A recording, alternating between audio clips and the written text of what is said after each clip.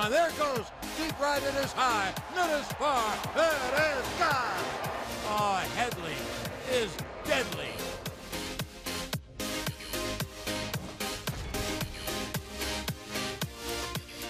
Hey everybody, welcome inside the Yankees dugout. It's Justin Shackle with Yankees On Demand, and we are hanging out with Yankees corner infielder Chase Headley. I think we could start referring to you as a corner infielder now, given all the time you've seen at first base here in the second half. Did you ever envision yourself getting your own first base mitt when the season started?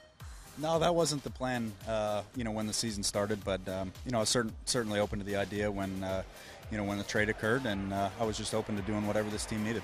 So you're essentially learning how to play first base on the fly here in the second half during a pennant chase. If you could give us a tutorial on how to play first base, where would you start? Well, I've tried to keep it pretty simple. I've been playing infield for as long as I can remember. So, most plays are just catching a ground ball just like I did at third base. So, I've tried to keep it simple. Obviously, there's a little bit more thinking that goes on for me since I'm new to the position. I'm constantly thinking about those type of things. But with the exception of that, just trying to keep it as simple as possible. When we talked to you earlier in the season, you said offense and defense are completely independent from one another. And since you started playing over at first base, you're hitting very well. You're hitting very well in the second half overall. Is there any correlation?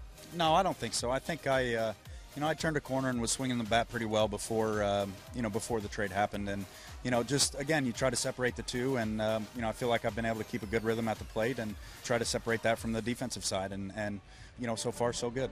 Yeah, you started this season in the month of April very hot, then not so hot in the month of May. But since then, you've been arguably the most consistent hitter in this lineup. Was there a turnaround point for you? Can you pinpoint maybe one specific scenario? Probably not one thing. I mean, there was a number of mechanical things that I was working on, especially from the right side of the plate. I think that was the biggest difference. Early on I was really struggling from that side and did a couple different drills and things that reinforced some of the things that I wanted to work on. And since then I've swung the bat pretty well, and hopefully I maintain.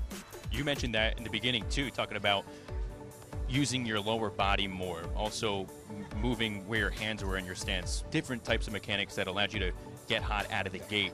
Did you have to refocus and kind of rewind with those mechanics? I was mostly focused on that from the left side. Right-handed, honestly, more than anything, it was just a directional thing. I was, not staying closed long enough. My shoulder was coming out, and that was making me roll over a lot of balls and not be able to hit anything on the outside part of the plate. So, once I got the direction corrected, mechanically, everything else really kind of fell in line for me.